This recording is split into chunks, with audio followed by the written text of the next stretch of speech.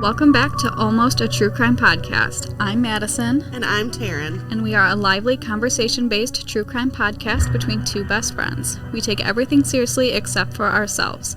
Listener discretion is advised due to the mature content and the amount of cuss words we say. You've been warned. Hello. I just dripped juice on myself because it's 10 in the morning and I'm recording before work, so I have to drink fresh pressed juice instead of White Claw. So basically a crime is happening as we speak. So it's just me again, so I'm just going to get started. So also we did get 2 new Patreons, Angel and Amanda. So thank you so much for joining. So I am doing the Texarkana murders, which are sometimes called the Moonlight murders, which are sometimes called the Phantom murders, which actually was suggested to me by one of our Patreons, Ashley. So thank you, Ashley. It was very interesting. I had to force myself to stop researching because it was getting so long. So a lot of this comes from the book, The Texarkana Moonlight Murders, The Unsolved Case of the 1946 Phantom Killer. And then a bunch of articles from the Texarkana Gazette. I obviously couldn't read the articles, the actual articles from the Texarkana Gazette, so I kind of had to heavily rely on retype ups and excerpts here and there, but a lot of it, almost all of it, comes from those 2 sources. And also the FBI did release an 1,100-page file regarding this case, which is basically everything they had when they were working on the case. So news articles, police reports, requests for more information, lab tests, photo scans, everything like that. So I did use that a bit to fill in some information that I thought didn't look very complete or right. I used as much as I could, I should say. Some of it is really difficult to read because it's physically scanned documents from 1946. So if you're interested in looking at those files, be warned that it is kind of hard to read. Also, but some of it is kind of cool because it's when J. Edgar Hoover was at the FBI, so he's on a lot of the letters that go back and forth to the FBI. So I just thought that was kind of cool. But I will go ahead and get started now. So the first attack was on February 22nd, 1946. So Jimmy Hollis, who was 25, and his girlfriend, his girlfriend, Mary Jean Larey, who was 19, which I'm is that too far of an age gap at that age? I don't know. I'm just thinking of 19-year-olds I know. I'm I don't know if I would want to do that. They were on a double date with Jimmy's brother, Bob. They dropped off Bob and his girlfriend, and then on his way to take Mary home, they parked on a secluded road known as Lover's Lane after having seen a movie together. So, Lover's Lane, just a desolate area where kids park to make out and talk. So, around 10 minutes later, at 11:55 p.m., a man wearing a white cloth mask, which resembled a pillowcase with eye holes cut out, appeared at Hollis's driver's side door and shone a flashlight into the window. Unsure if it was a prank, Hollis told him that he had the wrong person, to which the man responded, "I don't want to kill you, so do what I say." Both Hollis and Larey were ordered out of the car, and the man ordered Hollis to take off his goddamn britches. That is a direct quote. I do not say the word britches. So Hollis takes off his pants, and then the guy hits him in the head with the pistol. And Larey said that he hit him so hard that she really thought that he shot him in the head because she could hear his skull fracturing. So she panics and takes Hollis's wallet to prove that they have no money because they assume they're being robbed at this point because they don't know this man. They have no idea why he would be attacking them. So she's showing him the wallet, and he hits her with an iron pipe. The assailant ordered her to stand, and when she did, told her to run. So initially she tries to flee towards a ditch, but the assailant ordered her to run in a different direction up the road. So Larey spotted an old car parked off the road, but found it empty, and was again confronted by the attacker, who asked her why she was running. When she responded that he had told her to run, he called her a liar before knocking her down and sexually assaulting her with the barrel of his gun. After the assault, Larey fled on foot. Running half a mile to a nearby house, she attempted to call for a car passing by the residence, but was ignored, which reminds me of Mary Vincent. So Larey was able to awaken the residents of the house and phone the police. Meanwhile, Hollis had regained consciousness and managed to flag down a passerby on Richmond Road. The motorist left Hollis at the scene and drove to a nearby funeral home where he was able to call the police. Within 30 minutes, Bowie County Sheriff W.H. Bill Presley and 3 other officers arrived at the scene of the attack, but the assailant had already left. They found Hollis's pants 100 yards away from the parked car. Larey was hospitalized overnight for a minor head wound. Hollis was hospitalized for several days to recover multiple skull fractures, but both survived the attack. Hollis and Larey gave conflicting reports to law enforcement as to what their attacker looked like, which is, it gets kind of confusing here because they don't really believe them because they're not really saying the same things, but they were in such a high-stress situation that I wouldn't blame them. So Larey claimed that the man was wearing a white bag over his head with cutouts for the eyes and mouth and that she could see under the mask and that he was apparently African American. Hollis alternately claimed that the man was white and around 30 years old, but he conceded that he could not distinguish his features as he had been blinded with a flashlight. Both agreed that the assailant was around 6 feet tall. This is like the only thing they agree on. They can't even agree on his race. Law enforcement repeatedly challenged Larey's account and believed that she and Hollis knew the identity of their attacker and were covering for him, which I do not understand why they would do that, or why they would even think that they would do that. Hollis was released from the hospital on Saturday, March 9th. His doctor told him that it would be some time before he was completely well again and that he was not to work for 6 months. By the middle of May, he was still recovering from his injuries. 3 months after the attack, he stated, "I still get nervous when I think about it at night, even on the street, even downtown." Reports say that Hollis died at the age of 54 in his sleep, and Larey died at the age of 38 from cancer. I couldn't really find that anywhere else, but it was really hard to find any extra information on this case that wasn't already compiled together. So I don't know if that's true or not, but I did read it somewhere. And if that's true, that's really terrible. But in the Hollis and Larey case, no suspects were apprehended. They didn't get anyone on this case, nothing. So, the second attack was on March 24th, 1946. Richard L. Griffin, who was 29, and his girlfriend of only 6 weeks, Polly Ann Moore, who was 17, which is definitely a little That's too much. That's too much. You shouldn't be nearing your 30s and dating someone who still has to, take gym class. That's too much. But they were found dead in Griffin's 1941 Oldsmobile sedan on Sunday, March 24th, 1946, between 8:30 and 9 a.m. by a person driving by. Polly's friends described her as homey and didn't go out much. They saw the parked car on Lover's Lane, but it's not the same Lover's Lane. It's a different Lover's Lane. So the person driving by at first thought that they were both asleep. So Griffin was found between the front seats on his knees with his head resting on his crossed hands and his pockets turned inside out. Moore was found sprawled face down in the back seat. There is evidence, however, to suggest that she was killed on a blanket outside of the car and then placed back in the car.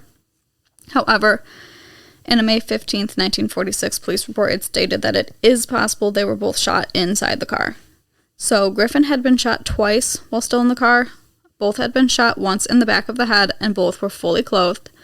A blood-soaked patch of earth near the car suggested to police that they had been killed outside the car and placed back inside.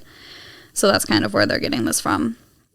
How they think that maybe they could have been outside the car at some point. Congealed blood was found covering the running board and had flowed through the bottom of the car door. A .32 cartridge shell was also found, possibly shot from a Colt pistol wrapped in a blanket. No reports indicate that either Griffin or Moore were examined by a pathologist. There was a local rumor that a sexual assault had also occurred, but modern reports refute that claim. They're saying no, there wasn't. In response to the murders, police launched a citywide investigation along with the Texas and Arkansas City Police, the Department of Public Safety, Miller and Cass County Sheriff's Departments, and the FBI. By March 27th, local police had interviewed around 50 to 60 witnesses, including patrons and employees of the Club Dallas, which was a local bar near the crime scene. By March 30th, police had posted a $500 reward, allegedly, which is almost $7,000 today, in an effort to gain any new information on the Griffin and Moore case that would lead to the arrest and conviction of the person or persons responsible. However, the rewards yielded no fruitful clues or suspects, instead producing over 100 false leads, which, yeah, you have to expect once you put a monetary reward out there that you're going to start getting some shit. In the Griffin and Moore case, over 200 people were questioned, and about the same number of false tips and leads were checked. 3 suspects were taken into custody for bloody clothing, 2 of them who were released after officers received satisfying explanations. The remaining suspect was held in Vernon, Texas for further investigation, but was later cleared of suspicion. Okay, so the third attack takes place on the evening of Saturday, April 13th, 1946. Betty Jo Booker, who, if you read the FBI file on this and you go through, they have like scanned copies of some of the Texarkana Gazette articles. Sometimes they refer to her as Betty Hooker. Her name is Betty Booker. I'm just wondering if, with all the handwriting that was going on, that somewhere it got misconstrued. So she is sometimes referred to as Betty Hooker for a little bit. So, April 13th, Betty Jo Booker, who was 15, was playing her saxophone in her regular weekly gig with her band, the Rhythmaires, at the VFW Club at West 4th and Oak Street.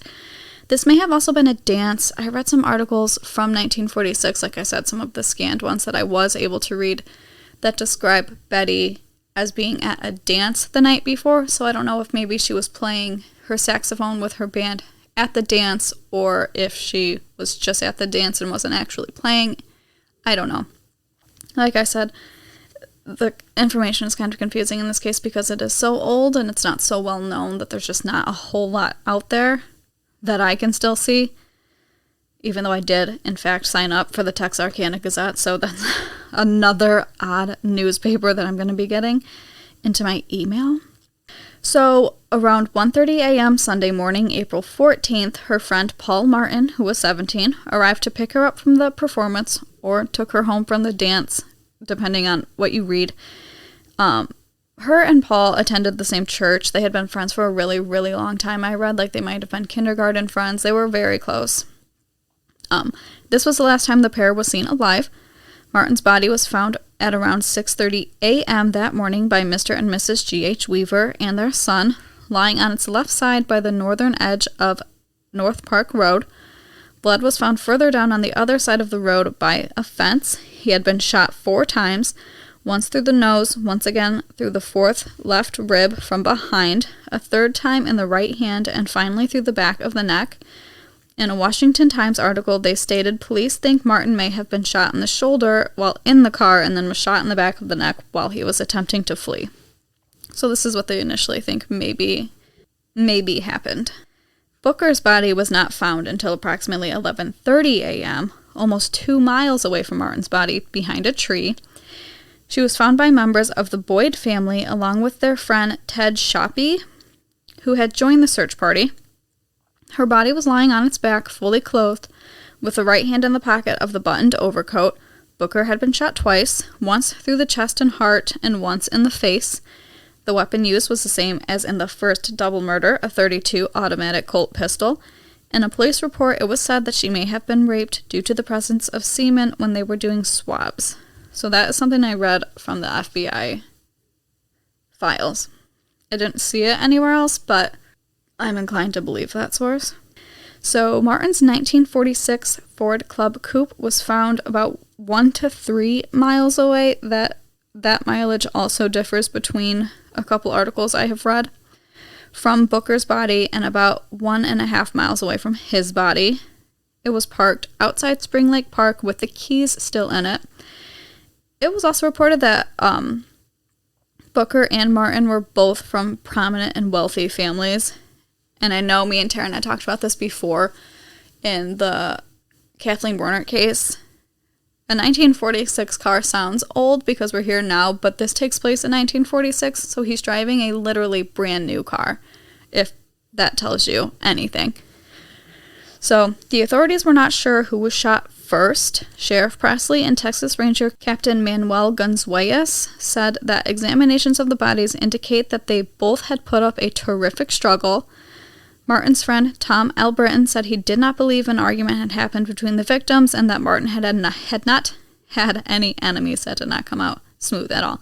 So I don't know if maybe they were considering a murder-suicide at first just because they really weren't sure what was going on, but Martin's friend said, like, that no, they were not in any type of fight. He had no enemies, things like that. Law enforcement was unable to locate Booker's saxophone at the crime scene. The saxophone was eventually discovered around 6 months later on October 24th, still in its black leather case in underbrush near where Booker's body had been found. I don't understand if it was by her body why it took so long to find it, but sometimes you just miss shit. So, a reward fund exceeding $1,700, which is an ass ton of dollars in today, I think like $20,000, was accrued for information leading to the persons responsible in the Griffin Moore and the Martin Booker murders. Rumors circulated throughout the area, with one rumor suggesting a local minister had turned in his own son as a suspect in the Martin Booker murders. On April 18th, Captain Gonzalez issued a statement to the public during a press conference verifying that the murderer had not been caught and that the rumors circulating among the public and in the newspaper were, quote, a hindrance to the investigation and harmful to innocent persons. So, the police actually did release, like, a full statement in the Texarkana Gazette to please stop, like, talking about this on the street to people. When you're standing around, please don't say something to someone because they'll repeat it back to someone and they'll embellish a part of that story and it'll just snowball out of control, and police could spend a lot of time chasing these false leads that are just rumors, and then people are going to get scared because of things that aren't true. So they had to, like, release a full statement. Like, I don't know if this is a very gossipy town, but they were like, please shut the fuck up. So in this one, a taxi driver quickly became a major suspect because his cab was seen in the vicinity of the crime scene that morning, but the driver was soon cleared as investigations continued. Friends, acquaintances, and several suspects were questioned. Suspects were brought in from within a radius of 100 miles. Officers received a lead from Jerry Atkins, Booker's band leader, who stated that Betty had carried a saxophone with her, because remember, no one found the saxophone with her body until way later, so they didn't even know they were supposed to be looking for one, so maybe that's why it took so long to find it, because they weren't really looking for it, now that I'm thinking about it. So officers hoped that it would lead them to a suspect knowing this information now. On Saturday, April 27th, a man was arrested in Corpus Christi, Texas, for trying to sell a saxophone to a music store. The previous Thursday, the 30-year-old man walked into a music store without an instrument and asked the salesperson if the store wanted to buy a Bundy alto saxophone. Her saxophone was an alto saxophone, by the way. The girl told him that she would have to speak to her manager, and the man replied, "Why do you have to talk to him about it for? You work here, don't you?" The girl claimed that the man seemed nervous. Once the manager was summoned, the man fled. The store contacted the police. The man was arrested 2 days later at a waterfront hotel after purchasing a .45 caliber revolver from a pawn shop. On Tuesday, April 30th, the salesgirl identified him as the same man who tried selling a saxophone. Although no saxophone was found in his possession, the police found a bag of bloody clothing in his hotel room. The man claimed that the blood was from a cut he had received on his forehead in a bar fight. After several days of grilling, Captain Gonzalez stated, "Everything the man tells us is being checked and double-checked, and everything he has told us thus far has been found to be true. He has answered all of our questions without hesitation, and we are making every effort to find out if he's telling the truth or covering up information.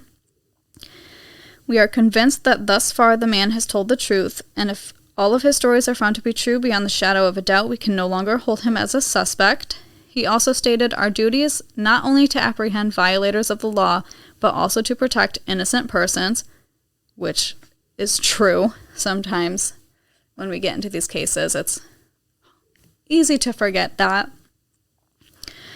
"When we make an arrest in this case and charges are filed, there must be no mistake. We must get the right man or no man at all," which, again, we see cases that get solved quick just because they want them solved. On Friday, May 3rd, the Gazette reported Gonzalez's announcement that this man has been completely eliminated, he has been checked and double-checked, and he couldn't have had anything to do with the murder cases here. So, now we're at the final crimes of the Phantom Killer. On Friday, May 3rd, sometime before 9 p.m., Virgil Starks, who was 37, a farmer and welder, was in his modest ranch-style house on a 500-acre farm off Highway 67 East, almost 10 miles northeast of Texarkana. He turned on his favorite weekly radio show, and his wife, Katie, who was 36, gave him a heating pad for his sore back. He sat in his armchair in the sitting room, which was just off the kitchen and the bedroom. While Katie was in her bedroom lying on the bed in her nightgown, she heard something from the backyard and asked Virgil to turn down the radio. Seconds later, while Virgil was reading the May 3rd edition of the Texarkana Gazette, 2 shots were fired into the back of his head from a closed double window 3 feet away. Katie did not hear the gunshots. Instead, she heard what sounded like breaking glass, so she thought that Virgil had dropped something and went to see what happened. As she entered the doorway to the living room, she saw Virgil stand up and then suddenly slump back into his chair. She saw blood and then ran to him and lifted up his head. When she realized that he was dead, she ran to the phone to call the police. She tried using the phone 2 times before being shot in the face from the same window. 1 bullet entered her right cheek and exited behind her left ear. The other went in just below her lip, breaking her jaw and splintering out several teeth before lodging under her tongue. She dropped to her knees, but soon managed to get back on her feet. She ran to get a pistol from the living room, but was blinded by her own blood. She heard the killer tearing loose the rusted wire screen on the back porch. She thought she was going to be killed, so she stumbled toward her bedroom instead, near the front of the house, to leave a note. Meanwhile, the killer ran to the back of the house and made his way up the steps and into the side screen porch through the back screen door. She heard the killer coming through the kitchen window, so she turned around and ran through the dining room, through the bedroom, down the hallway, through another bedroom, and then into the living room and out the front door, leaving behind a virtual river of blood and teeth throughout the house and across the street. Barefoot and still in her blood-soaked nightgown, she ran across the street to her sister and brother-in-law's house. Because no one was home, she ran 50 more yards to A.V. Prater's house. Prater answered her call for help and she gasped, "Virgil's dead," and then collapsed. Prater shot a rifle in the air to summon another neighbor, Elmer Taylor, which I think is just an odd way to summon a neighbor. Different times. So he shot a rifle in the air to summon Elmer Taylor, who Prater sent to collect his car. Taylor complied, and along with the Prater family, took Katie Starks to Michael Meagher Hospital, which is now Miller County Health Unit. She gave Taylor one of her teeth with a gold filling by way of thanks. She was in a semi-conscious state, slumping forward on the front seat. Although she had lost a considerable amount of blood, she showed no signs of going into shock, and her heart rate remained normal, which is insane. She was questioned in the operating room by Miller County Sheriff W.E. Davis, who became head of the investigation. The news was printed on the front page the next morning, Saturday, May 4th, reading "Murderer Rock City Again, Farmer Slain, Wife Wounded."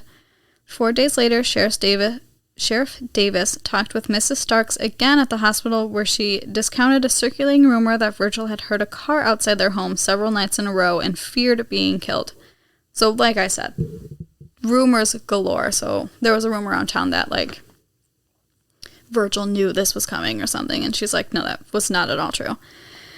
So at first, the police said there wasn't an immediate link between this case and the other double homicide, but they did suspect it was the same person, but they're really, besides the fact that it was a double homicide, there wasn't really anything to tie them together, because I think he used a different gun. I don't think it was the same caliber of bullets, so they were like, well, we can't immediately say this.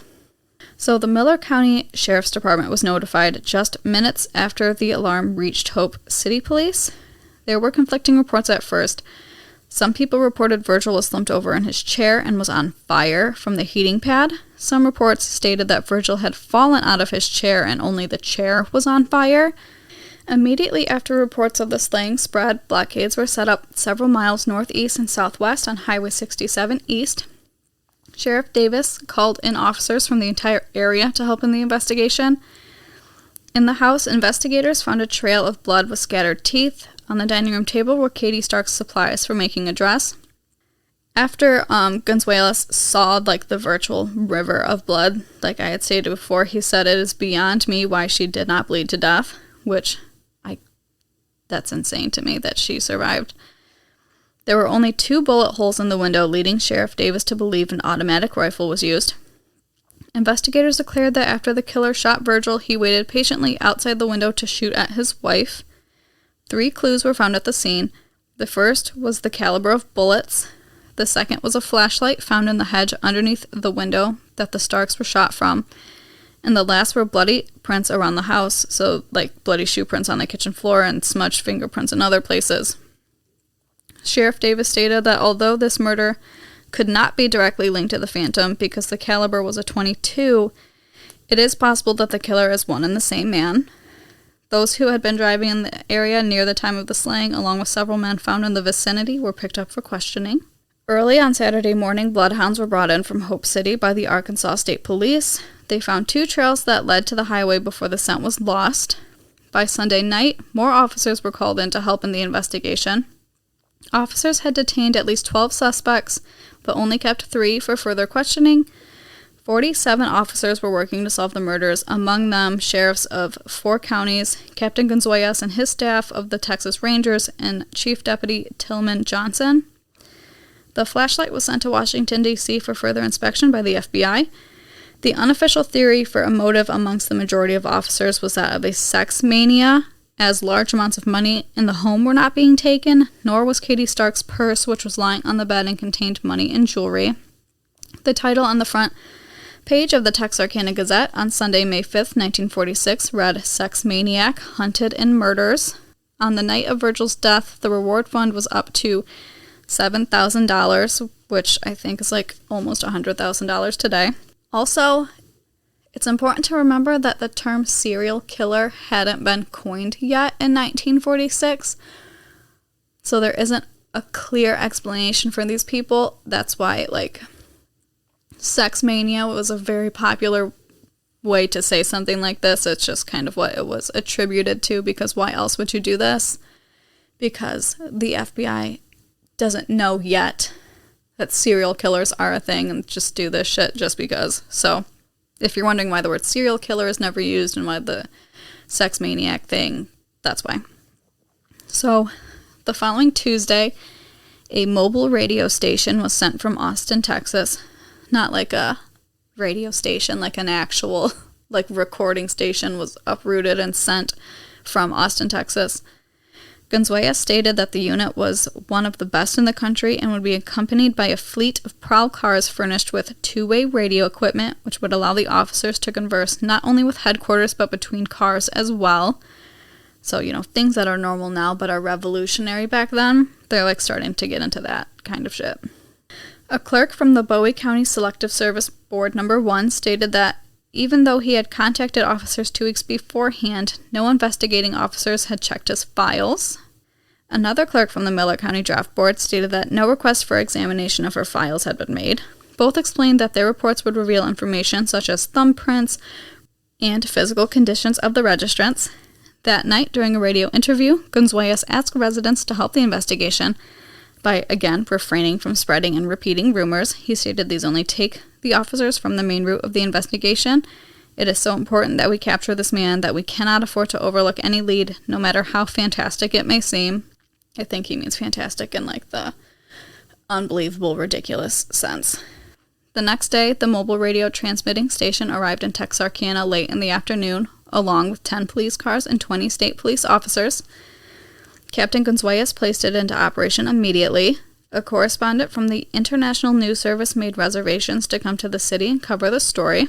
Bob Carpenter from the Mutual Broadcasting Service in New York City arrived and was arranging a coast-to-coast broadcast directly from the KCMC studios, which is like the Gazette and the Daily News radio station, on 315 national stations.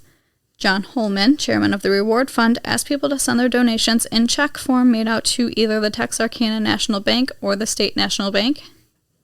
On Thursday morning, May 9th, Sheriff Davis was notified that the flashlight found at the Starks murder scene contained no fingerprints.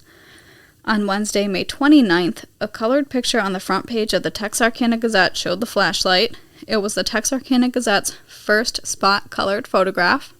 In the May 11th edition of the Texarkana Gazette, Sheriff Presley and Chief of Police Jack N. Runnels asked for any information on missing persons on the night of the murders.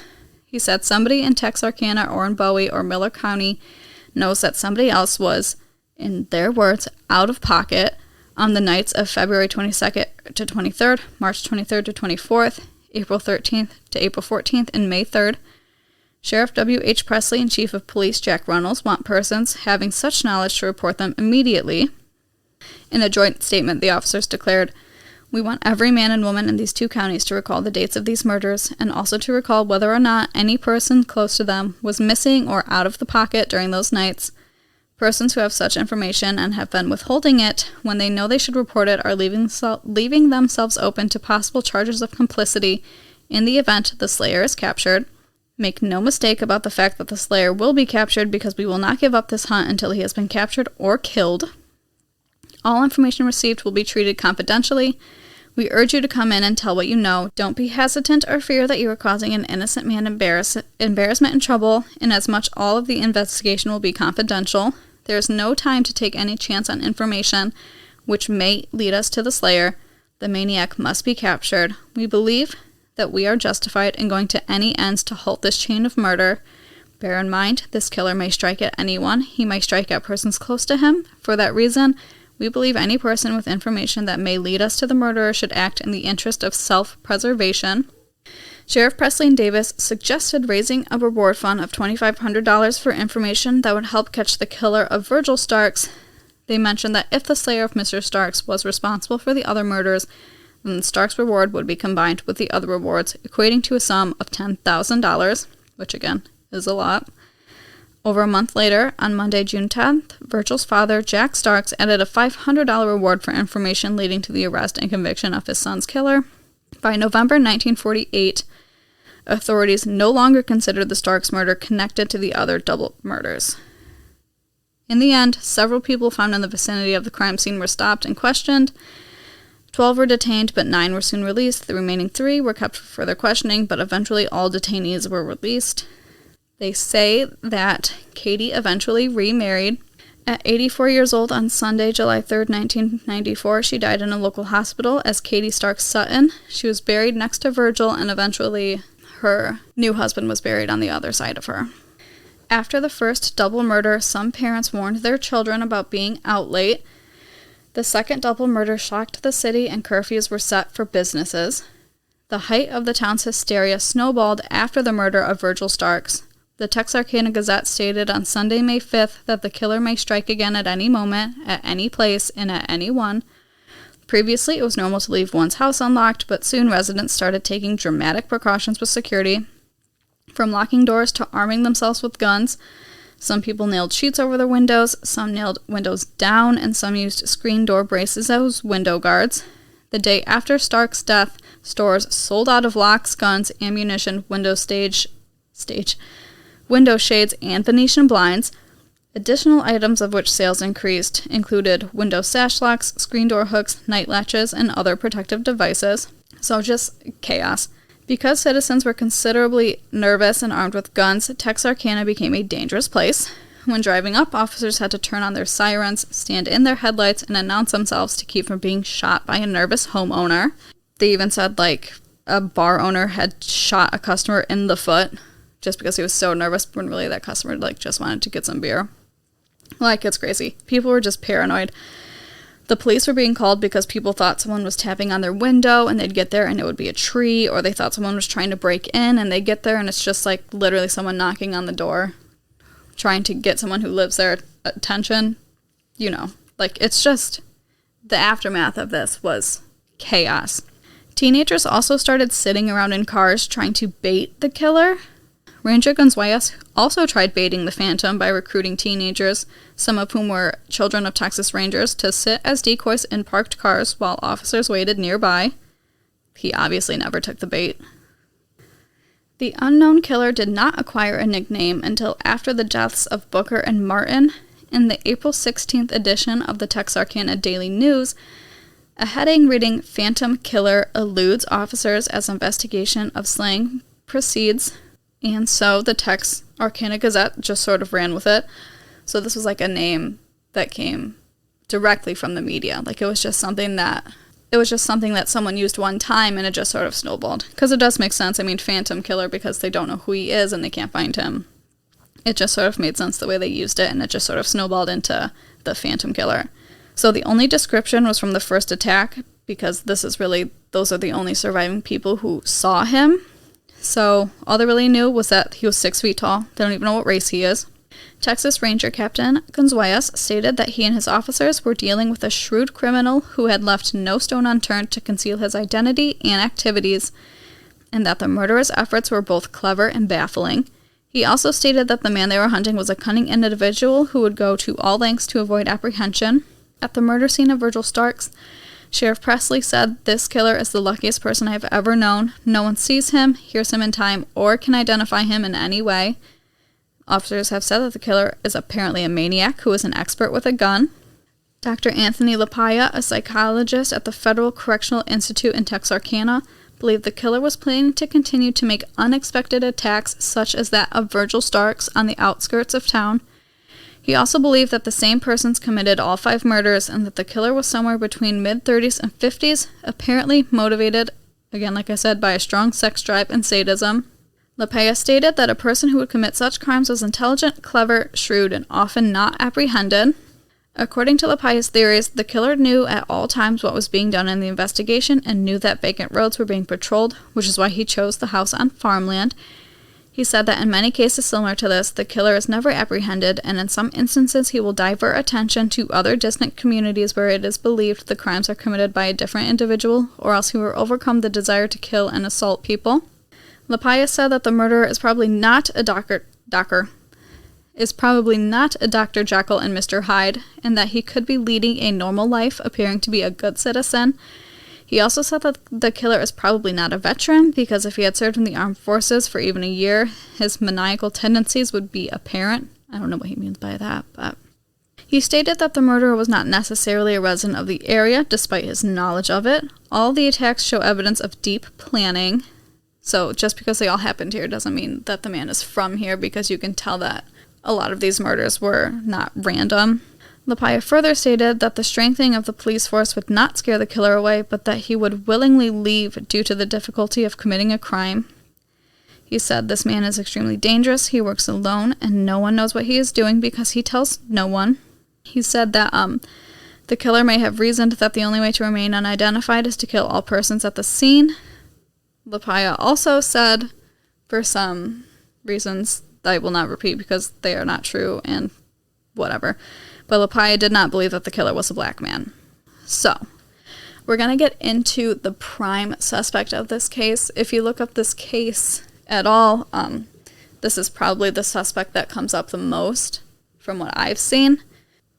So, Max Tackett, a 33-year-old rookie Arkansas State Police officer, realized that a car had been stolen on the night of one of the murders, and that a previously stolen car had been found abandoned. On Friday, June 28, 1946, Tackett found a car in a parking lot that had been reported as stolen. He staked out the car until someone came back to it, then arrested a 21-year-old Peggy Swinney. She said that she had just gotten married in Shreveport, but that her husband was currently in Atlanta, Texas, trying to sell another stolen car. Homer Carter, the chief of police in Atlanta, told Tackett that a man had tried selling a stolen car to one of his citizens. Tackett asked the citizen if he would recognize the suspect, but the man said that he would not.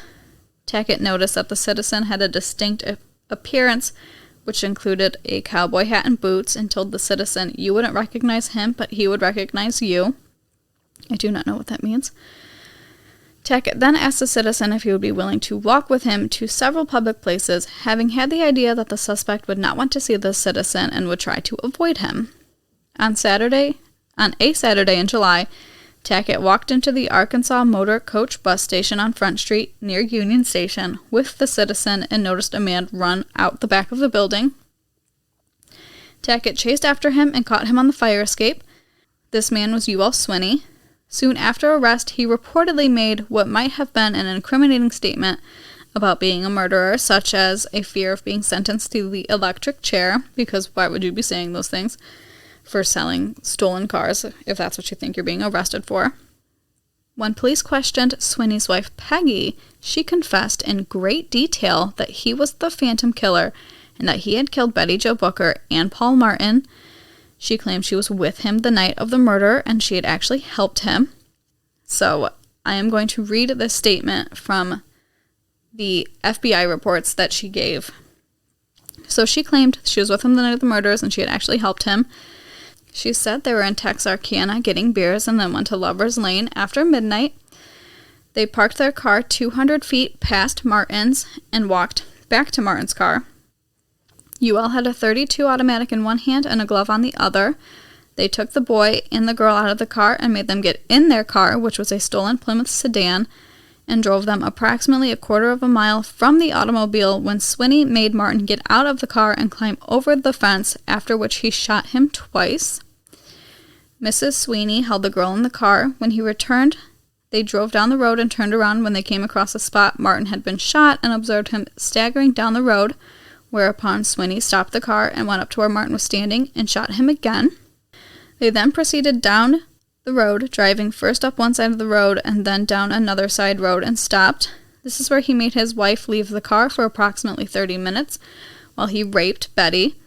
Then they drove the car around and stopped in a secluded area where he changed clothes because the clothes he was wearing had blood on them. And then the police did say where they say they stopped to change is where Martin's address book was found. She said they then drove back to Martin's car and got a black case from the back seat of his car and put it in the back of their own car, which could be the saxophone. She then said they stopped on their way to Dallas so that he could burn the clothes. She said, so then she kind of goes off topic and says that she had a date with Virgil Starks on January 1st, 1946. She claims there was another couple present, and that during an argument, Swinney had said he had taken care of Starks. So I don't know if she's saying, like, she did it to make him jealous, and then it came out, and he said that he would take care of him, or that he did take care of him. It was just like an odd side thing. At the time of giving this statement, Youell had not admitted to anything, but the police did make the distinction that the Plymouth car that was being used by the Swinneys had 2 Allstate tires, and the police wanted to point out that a car having 2 Allstate tires was one of the clues in the case that the newspapers had not released yet. So her story changed in some details across several confessions and conversations, and police believed she was withholding some facts due to fear of Swinney or fear of incriminating herself, which, I mean, she just fully incriminated herself, so I'm not sure what she's so scared of. So police were able to independently verify some details of Peggy's confession, such as locating a victim's possessions in a location she said Youell had discarded it. A shirt with a laundry mark perhaps linked to the Starks case was found in Swinney's possession, but the link was not certain. Peggy's confession was the most critical part of the case. By law in 1946, Peggy could not be forced to testify against her husband because Chuck and Blair, it's a thing. So she went as far as to have the cop drive her to where she said she would show them where Youell burned the clothes, like on the way to Dallas. She's like, take me there and I'll show you. Then on the way there, she admitted she made up the entire story because she felt pressured because she was questioned so extensively. So she recanted her entire statement. She said she made it up. She said it wasn't true. So Youell was not arrested for the murder. Instead, with only circumstantial evidence, Swinney was sent to prison as a habitual offender for car theft. A book came out in 2014 that reported that several investigators in the Swinney case later said that the habitual offender sentence was effectively a plea bargain, even though the case files indicated no such agreement was reached formally. Swinney was concerned about being sentenced to death for the murders, so agreed not to contest the habitual offender charge, and in fact tried to plead guilty even though habitual offender cases required a jury trial. So he's like, I'll plead guilty. Like, you don't need to plead guilty. But, so they're saying that maybe there's more to just the habitual offender arrest. Like, perhaps something was agreed upon under wraps. So some of the things they had on Youell Swinney was the car Peggy Swinney was arrested for stealing was the one reported missing on the night of the Griffin Moore murders. When Tackett caught Youell Swinney on the fire escape, Swinney said, please don't shoot me. Tackett replied, I'm not going to shoot you for stealing cars, to which Swinney then said, don't play games with me, you want me for more than stealing cars. Similarly, when Youell was in the police car, he asked he asked Chief Deputy Johnson, Mr. Johnson, what do you think they'll do to me for this? Will they give me the chair? Johnson responded with, "You won't get much, maybe 5 or 10 years. They don't give you the electric chair for stealing cars," which Swinney then again said, "You got me for more than stealing cars." When a lawyer told Peggy that her husband was being held for murder, she exclaimed, "How did they find out?" Peggy took officers near the spot where Paul Martin's car was found. She said she walked into the woods there. The officers found a woman's heel print in that area, so someone was in that area.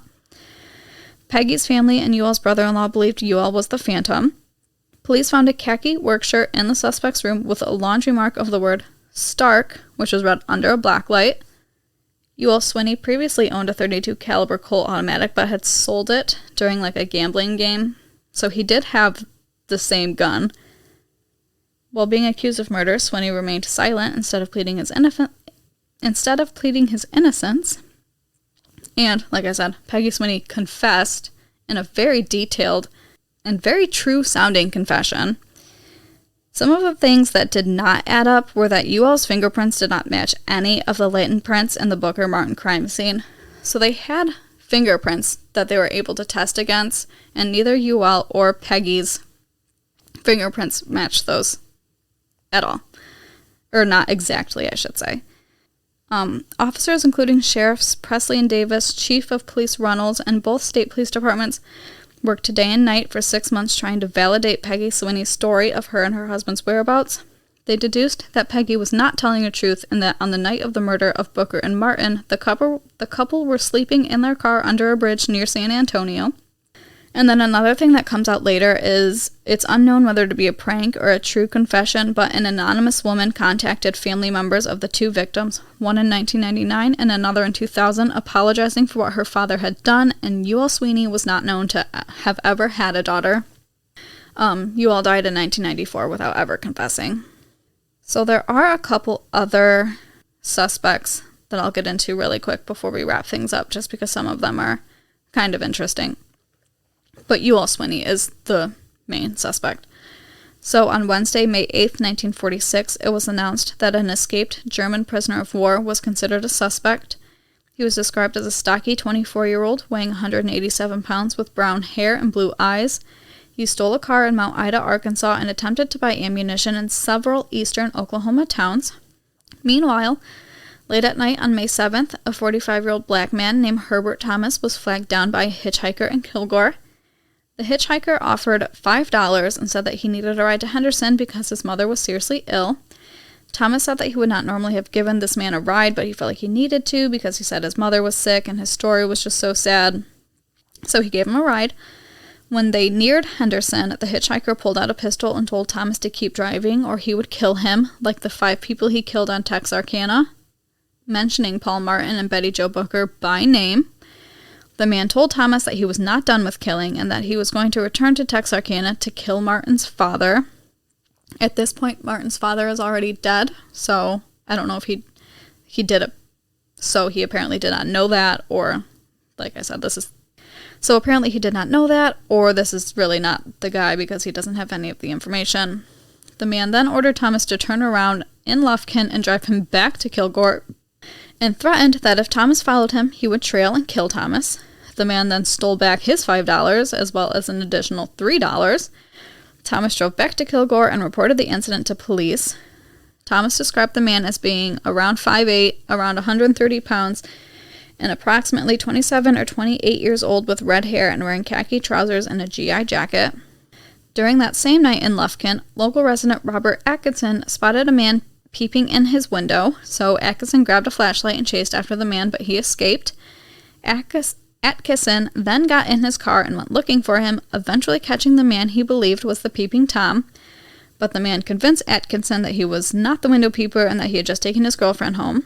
Atkinson later heard the story about Thomas and decided to notify the police of his experience, describing the man he saw as 5'9", wearing khakis and had hair that could have been dark red.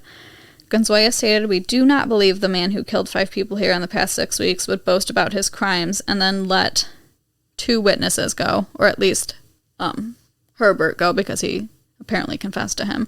It's unsure whether the man in each instance was the same man. The police kept searching for the prisoner of war, but it was said that he vanished into thin air. There was another suspect when a man in Atoka County attacked a woman on her porch after knocking on her door and asking for food or money. He ran off when they heard someone approaching. She described him as really needing a shave. He was around 5'10", and he had told her he had already killed 3 or 4 people. They arrested someone a few days later matching this description, except he was clean shaven. So they kept him in prison for 3 weeks until his beard grew back so the woman could identify him, which is insane. His timeline ended up not lining up, so it didn't really matter. In a police report, they speak of a man arrested in Paris, Texas on May 11th, 1946, named Charles Coleman, who was eventually released because he wasn't in town for the 3rd murder. So I think that Charles Coleman is the Atoka County man, if you read about either of those. If they're not, let me know. But in my mind, I just kind of thought maybe those were the same suspect. So, in the weirdest suspect to date, on Thursday, May 23rd, 1946, a 21-year-old ex-Army Air Force B-24 machine gunner by the name of Ralph B. Baumann told Los Angeles police that he thought he might have been the Phantom. He said, "I've been in a coma, running from something, maybe murder. I want to clear it up. If I didn't kill 5 people in Texarkana, I want to settle down and be a stuntman in Hollywood. I'm happiest when I'm living in danger." So this man is going to the police like, I don't know if I did this or not, but I'd like to figure it out because I want to get on with my life. Previously, he had gone to the Los Angeles Examiner and told a reporter, "I want to sell you some murder information. I know who and where the Texarkana killer is. Give me $5 and let me have an hour start and I'll put the information in a sealed envelope." The reporter called the police after reading the following. "On a certain day in March, I was in a Texarkana theater watching a Pathé News picture of war when a party of persons acted wise and said they were overreacting. It kind of got me. I followed them home and I killed them within a period of 3 days." So he states over and over and over again that he was in Texarkana, but he remembers nothing from being there. He's like, I don't remember eating. I don't remember where I slept. I just think I was there. So police arrested the redhead at a downtown shooting gallery. He had just shot his 23rd bullseye in a row with a .22 caliber rifle. Baumann said, "I'm my own suspect." He claimed that he had been in a coma for several weeks, waking up from his coma on May 3rd with his rifle missing, and heard about a suspect matching his description. He then hitchhiked to Los Angeles, feeling like he was running from murder. Baumann said that he was discharged from the AAF in 1945 for being a psychoneurotic, which is a term that is no longer used anymore. I think it's like chronic distress without hallucinations type of thing. The chief of police said, "I feel that the man is certainly a mental case. The Texarkana killings could have been the work of a mental case, and so far as we know, this man could have done it, but we have absolutely no facts. They will have to be developed if they exist." Gonzalez stated that several parts of the man's story had little basis in fact, just like a lot of it wasn't true. So they eventually had to let this man go too. And that's really like the whole case. They never, to this day, have not figured out if these cases are all related. They haven't figured out who did it. I think the consensus amongst people is that Youell Swinney is probably the man who did this, but we will never know. I mean, I hope we know someday, but it's not looking great. So a movie was released called The Town That Dreaded Sundown. It was loosely based on these murders. It was released like not too long after this. I think you can watch it on Paramount Plus. It was sort of suppressed for a while, but it got a Blu-ray release that kind of launched it back into resurgence, and it got sort of a meta remake in 2014. So I think it's much easier to watch the original now than it was before, but it's the same idea. I think like it starts off at Lover's Lane in the beginning. It might even be the movie with like the hook hand. So if you would like to watch the movie loosely based on this, it's called The Town That Dreaded Sundown. The remake in 2014 isn't like a true remake. It's so it says like on October 31st, 2013, in the small town of Texarkana, the local drive-in theater is hosting the Halloween annual showing of the 1976 film The Town That Dreaded Sundown, based on the true story of the Phantom Killer who murdered several people in Texarkana in 1946. Corey Holland and Jamie Lerner leave the film to talk and kiss in a secluded area. The Phantom subtly attacks them, kills Corey, and tells Jamie, "This is for Mary, make them remember." So it's sort of like I said, a meta remake. They're watching the original in the movie, and then it just sort of all happens over again. And that is that. I hope that was interesting. Thank you, Ashley, for suggesting it. It was crazy to research to see all those old articles and stuff. So, on that note, I will leave you, and I will see you Friday. So have a great week. Bye. Thank you for listening to this week's episode. As always, you can find us on Facebook and Instagram at AlmostPod if you'd like to interact with us and talk about the cases. You can join our Patreon at patreon.com/almostpod. It's a monthly subscription where you get early access to two-parters, shout-outs, bonus episodes. You can email us at almostpod@gmail.com. Questions, comments, concerns, corrections, compliments. Always compliments. If you're listening on Apple Podcasts, please be sure to subscribe. That way every week when we drop a new episode, it will automatically download for you to listen to. You can also give us a 5-star rating and write us a review and let us know what you think. And we'll see you next week. Bye. Bye.